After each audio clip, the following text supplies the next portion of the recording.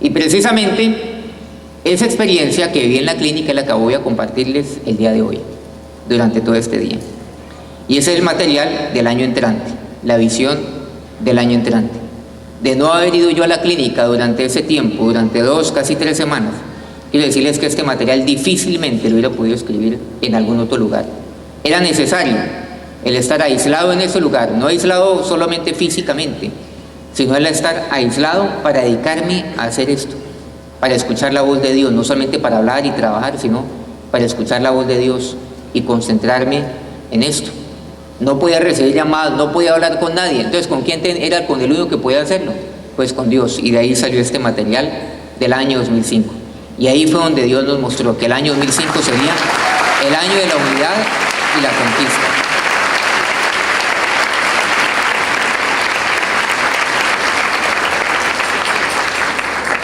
Y que cada año entonces sacaríamos un módulo en esta era de la conquista. Pues a ustedes se les va a entregar los 2 módulos, tanto el de este año, más a manera pues de repaso y resumen, pero para que lo lean, y el del año 2005, que es el de este año que va a comenzar. Comencemos entonces con algo muy general, que el concepto de unidad. ¿Qué es la unidad? Vamos a ver, concepto de unidad. ¿Qué es unidad? Primero, si estamos hablando acerca del año de la unidad y la conquista, vamos a ver entonces qué es unidad. Unidad es definida de 4 maneras. Primero, cada una de las partes, secciones o grupos que integran un organismo, eso es unidad. En segundo lugar, unidad es la calidad de las cosas entre cuyas partes hay coordinación plena y absoluta. Vean qué interesante.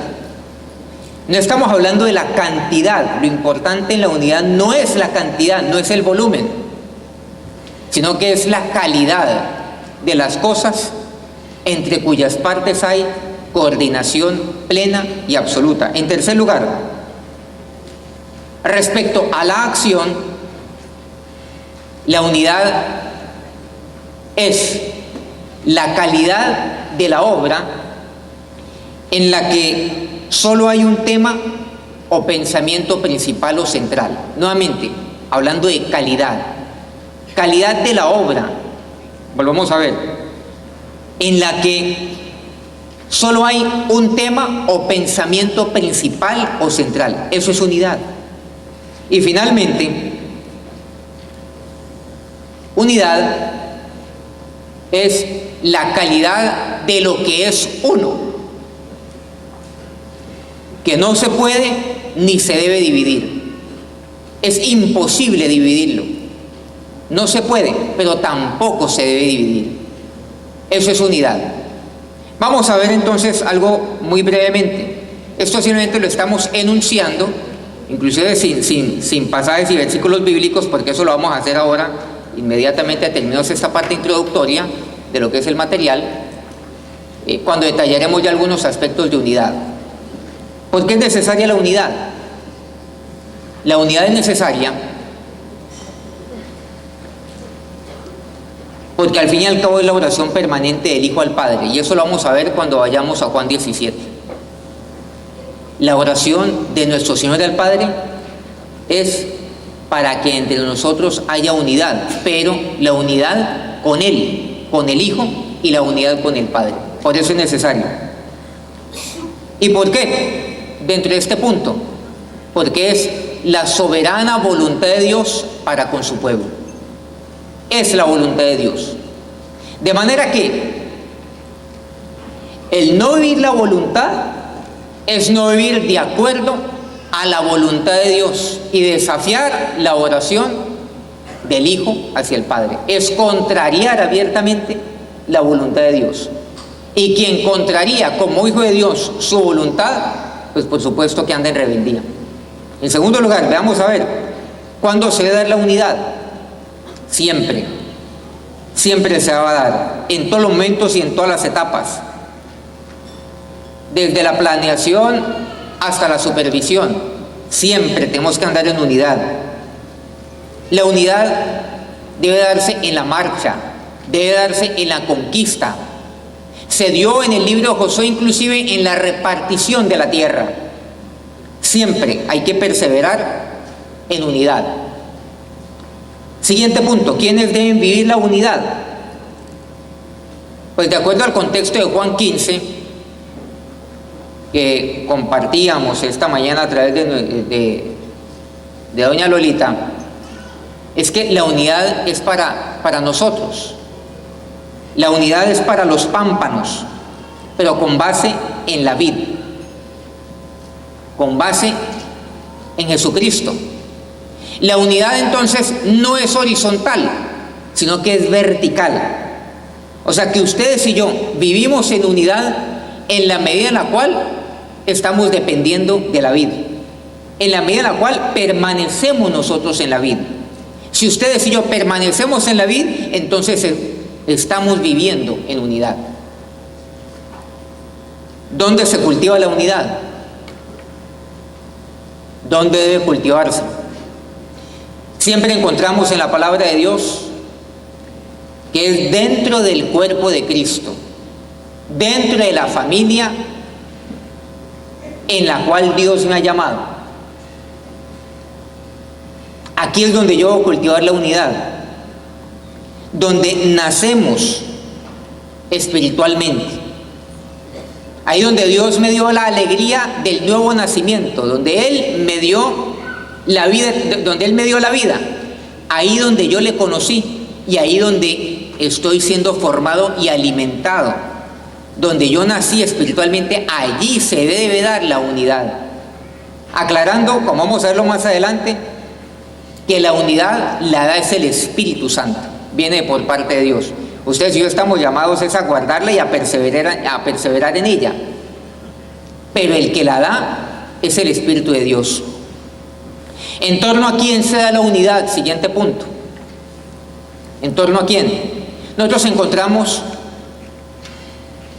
en la Biblia que se da en torno, por supuesto, a Jesucristo, pero también encontramos que en el contexto del Antiguo y Nuevo Testamento, también en torno al apóstol o profeta a quien Dios ha escogido para seguir dirección.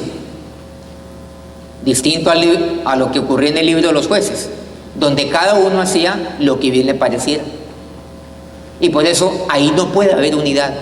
Es en torno a Jesucristo, en torno a nuestro Señor, que es la vid verdadera. Pero Dios también establece que Él lo hace. La unidad debe ser en torno a Él, dentro del contexto de una familia y dentro del contexto del apóstol o profeta a quien Dios pone sobre su pueblo. ¿Para qué es la unidad? Y encontramos algo extraordinario en Juan 17, a pesar de que no vamos a buscarlo aún en la Biblia, lo vamos a enunciar en este momento, lo detallaremos un poco más adelante.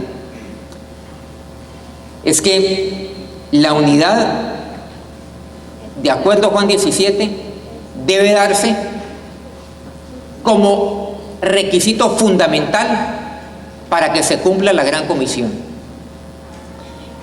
En Juan 17, 21 y 23, estos dos últimos versículos de ese capítulo, la oración del Hijo al Padre es muy clara. Dice: Padre, que ellos sean uno en nosotros, con nosotros, para que el mundo crea que tú me enviaste, para que el mundo crea que yo provengo de ti, para que el mundo sepa que yo salgo de ti. Y al fin y al cabo, ¿qué es la gran comisión? No es otra cosa que llevar el Evangelio, y llevar el Evangelio es llevar las buenas nuevas de Jesucristo. Es decir al mundo que el Hijo viene del Padre, que la única provisión de Dios para el hombre es el Hijo, es el Señor, para que el mundo crea que Él viene del Padre, para llevar a otros a que tengan esa experiencia y ese encuentro maravilloso y sobrenatural con el Hijo, para que tengamos vida eterna, y la única vida la podemos tener en Él. Entonces mire lo que dice. Él le dice al Padre: Yo en ti, tú en mí, ellos en nosotros, que vivan en unidad, que sean uno en nosotros, para que el mundo crea que tú me enviaste. Entonces, ¿qué quiere decir con eso? Que la única manera como podemos cumplir la gran comisión y como podemos llegar hasta lo último de la tierra es con unidad. Sin unidad, señores, no hay gran comisión. Sin unidad no hay conquista, es imposible. La conquista no se da con las multitudes, la conquista se da con el compromiso y con la unidad dentro de un cuerpo y de una familia. Y eso es lo que dice Juan 17. Y esa es la oración del Hijo para con el Padre en Juan 17. Ese es el clamor o la angustia, si quiere llamarlo de esa manera. Eso es lo que dice, yo voy a ti, pero Padre, que ellos sean uno, para que el mundo crea. El mundo, en otras palabras, no creerá que yo provengo de ti si no viven en unidad. Si no hay unidad en nosotros, podemos predicar lo que sea, podemos publicar lo que sea, podemos hacer 1000 actividades, podemos tener grandes templos, podemos tener muchos distritos, podemos tener muchos misioneros, podemos expandernos a diferentes lugares, pero la gran comisión no se llevará a cabo. Será imposible. Sin unidad, señoras y señores, no hay gran comisión. No se puede cumplir el mandato superior. La gente no creerá en nosotros. Nuestro mensaje será infructífero. Será como llegar a una tierra estéril. Plantaremos y nunca se dará el fruto. Plantaremos y nunca siquiera germinará. Ese fruto morirá. Esa semilla morirá y seguiremos sembrando y no pasará absolutamente nada. Sin unidad no hay gran comisión, pero sin unidad tampoco habrá fruto en su vida personal. Tampoco usted podrá vivir entonces el fruto de Gálatas 5, 22 y 23. Así de sencillo. ¿O usted cree que usted puede permanecer en Cristo y no vivir en unidad? Porque para que usted viva el fruto del Espíritu Santo, usted debe permanecer en Cristo para recibir de Él. Como pámpano, usted y Él como vid. Pero usted todavía cree que usted puede permanecer en Cristo y no vivir en unidad dentro del entorno donde Dios lo ha puesto. ¿Será posible eso? ¿Será posible amar a Dios y no amar a su prójimo, en otras palabras? Es imposible. Eso no está en la palabra de Dios. Por eso sin unidad no habrá fruto, ni gran comisionista, ni tampoco habrá el fruto del Espíritu Santo en su vida. ¿Cuánto cuesta la unidad? Dice, no, es que eso requiere demasiado esfuerzo. A usted y a mí no nos costó nada. Pero a Cristo sí le costó. Y a Él le costó su sangre. Para eso Él entregó su sangre. Para que usted tenga vida. Y a través de la vida, usted pueda experimentar lo que dice Juan 17. Pueda vivir en unidad. A Él sí le costó su sangre. Es nuestra responsabilidad perseverar en unidad, permaneciendo cada día en Él. Ahora veamos qué no es unidad. ¿Qué no es unidad? Porque no solamente está lo que es, sino lo que no es. ¿Qué no es unidad? En primer lugar, juntarse con base en un enemigo común. Hay gente que cree que eso es unidad. Como tenemos un enemigo común y como nosotros somos minoría, entonces juntémonos, porque aquel dicho es muy cierto. El enemigo de mi enemigo, ¿cierto? Es mi amigo. Así de sencillo. Aquí yo tengo un enemigo, pero resulta que usted también tiene el mismo enemigo. Y así usted y yo seguramente no hemos nunca estado de acuerdo, pero como tenemos un enemigo común, entonces nos unimos para poder entonces combatir y para repelar ese enemigo común que tenemos, ¿cierto? Así usted es enemigo mío. Miren lo que dice: el enemigo de mi enemigo es mi amigo, ¿cierto? A eso la gente le llama unidad. Eso no es unidad, eso no está en la palabra de Dios, con base en un enemigo común. Y la gente se inventa enemigos entonces de donde inclusive ni siquiera existen. Hacer causa común frente a los contradictores. Y eso no es así, eso rompe lo que es la unidad. En segundo lugar, unidad entonces es juntarse, o lo que llamamos arrumarse, para sobrevivir y mantener el estatus. Necesitamos es sobrevivir. Entonces, para poder sobrevivir, hay que unirnos. Eso no es unidad, eso es lo que podríamos llamar nosotros cooperativismo. Pero no es unidad, de manera alguna. En tercer lugar, unidad no es plegarse para defender intereses comunes. Podemos tener unos intereses comunes, entonces trabajamos en unidad, supuestamente, pero eso no es unidad, esos son acuerdos que se llevan a cabo. Usted puede llevar a cabo un acuerdo, pero eso no significa que usted esté en unidad. Eso no es de manera alguna unidad. Esas pueden ser sociedades. Claro, que usted sea un ingeniero de sistemas y yo sea otro. Entonces que vamos a crear una compañía entonces de software, por decirlo de alguna manera. Eso no es unidad. Eso son sociedades. Y para eso firmamos un acuerdo, pero son sociedades. Y por eso tantas sociedades se liquidan por pleito entre los socios. Creyeron de que eso era unidad, pero eso no es unidad. Porque las sociedades son hechas con base, claro, hay intereses comunes o similares. Pero por encima de todo está el buscar en ese tipo de sociedades el interés de carácter personal. Cuando se arma ese tipo de sociedades es, pues listo, juntemos con base en esto. Pero yo por dentro digo, bueno, pero en últimas yo jalo es para acá. Yo jalo es para lo que a mí me conviene. Y por eso ocurren ese tipo de hechos. ¿Qué no es unidad? Unidad no es el predicar de unidad. ¿Cuántos hablan y predican y proclaman la unidad? Pero eso no es unidad. El hecho de predicar la unidad no significa que se está caminando en ella.